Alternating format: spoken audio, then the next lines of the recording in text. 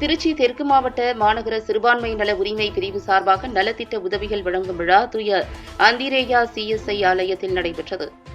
கலைஞர் நூற்றாண்டு விழா மற்றும் கிறிஸ்துமஸ் விழா திருச்சி தெற்கு மாவட்ட மாநகர சிறுபான்மை நல உரிமை பிரிவு சார்பாக நலத்திட்ட உதவிகள் வழங்கும் விழா தூய அந்திரேயா சிஎஸ்ஐ ஆலயத்தில் நடைபெற்றது. இந்நிகழ்வில் சிறப்பு அழைப்பாளராக தமிழ்நாடு பள்ளிக்கல்வித்துறை அமைச்சர் மாவட்ட கழக செயலாளர் அன்பில் மகேஷ் பொய்யாமொழி கலந்து கொண்டு கிறிஸ்துமஸ் வாழ்த்துக்களை தெரிவித்து நலத்திட்ட உதவிகளை வழங்கினார். இந்நிகழ்ச்சியில் புதுகை பூபாலன் குழுவினர் முத்தமிழறிஞர் டாக்டர் கலைஞரின் புகழஞ்சலியை வழங்கினர்.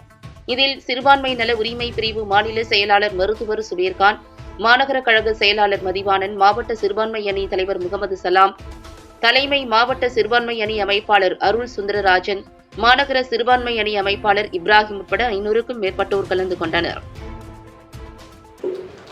இங்கே நம்முடைய அண்ணன் அருள் சுந்தரராஜன் அவர்கள் சொன்னது போல ஒவ்வொரு வருடமும் நாம் இது போன்ற கிறிஸ்துமஸ் விழாவினை தொடர்ந்து நாம் கொண்டாடி கொண்டிருக்கின்றோம். வெறும் கேக் வெட்டி மட்டும் கொண்டாடவில்லை, இது போன்ற நலத்திட்டங்கள் மூலமாகவும் கொண்டாடுகின்றோம் என்று நம்முடைய ஜுபேர்கான் அவர்கள் சொன்னது உண்மைதான்.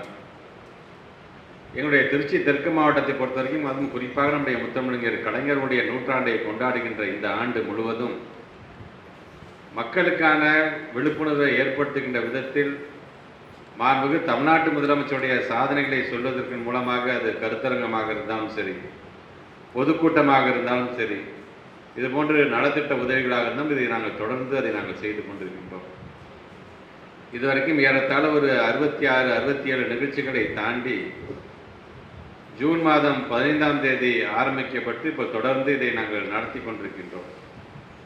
இந்த ஓராண்டு முழுவதும் ஏறத்தாழ ஒரு 100 நிகழ்ச்சிகளையாவது நாம் நடத்திவிட வேண்டும், முத்தமிழர் கலைஞர்களுக்கான அந்த புகழை சேர்த்துவிட வேண்டும் என்று நாங்கள் தொடர்ந்து இன்றைக்கு அந்த பணியில் ஈடுபடும் பொழுதுதான் அவருடைய நூற்றாண்டில், அதுவும் குறிப்பாக உலகம் முழுவதும் அதிகப்படியான மக்களால் கொண்டாடப்படக்கூடிய ஒரு விழா எது என்று சொன்னால் அது கிறிஸ்துமஸ் விழா தான். என்ற வகையில் இந்த கதையும் நாங்கள் இங்கே கொண்டாடி கொண்டிருக்கின்றோம்.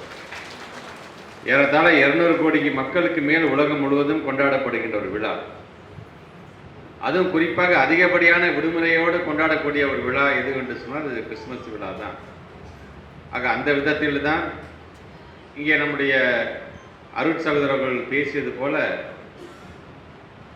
கொடுத்து மகிழக்கூடிய ஒரு விழா என்று சொன்னார். இது மட்டுமல்ல, நம்முடைய கண்ணியமிகு இஸ்லாமிய சமுதாயத்தை சார்ந்திருக்கின்ற அந்த மக்களும் ஜக்காத் என்கின்ற அந்த பெயரிலே வருடம் முழுவதும் அவர்களும் புனித ரமலான் அதை முன்னிட்டு வழங்கக்கூடிய அது, இப்படி ஒவ்வொரு மதமும் ஒவ்வொரு விதத்தில் மக்களுக்கு அந்த திருவிழாக்களை முன்னிட்டு கொடுத்து மகிழ்வதிலே ஒவ்வொருவரும் அதில் சமமானவர்கள் என்பதை இந்த நேரத்தில் நான் தெரிவிக்க கடமைப்பட்டிருக்கின்றேன்.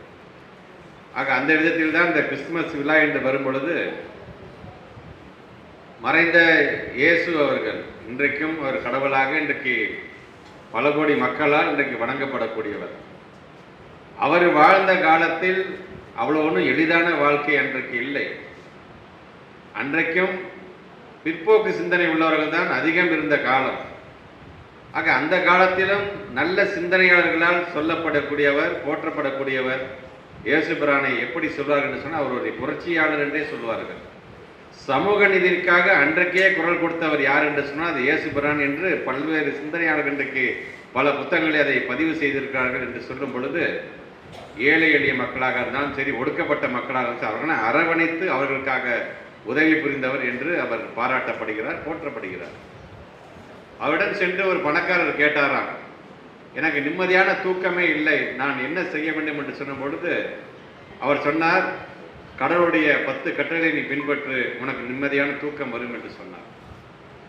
ஆனால் அதெல்லாம் நான் செஞ்சுட்டேன், நான் இன்னமும் எனக்கு நிம்மதியான உறக்கம் இல்லை என்று அந்த பணக்காரர் சொன்ன பொழுது, உன்னிடம் என்ன இருக்கின்றோ அதை ஏழை எளிய மக்களிடம் வழங்கு, கண்டிப்பாக உனக்கான ஒரு நல்ல உறக்கம் வரும் என்று சொன்ன பொழுது அதை அவர் கொடுக்க மறுத்தார் அந்த பணக்காரர்.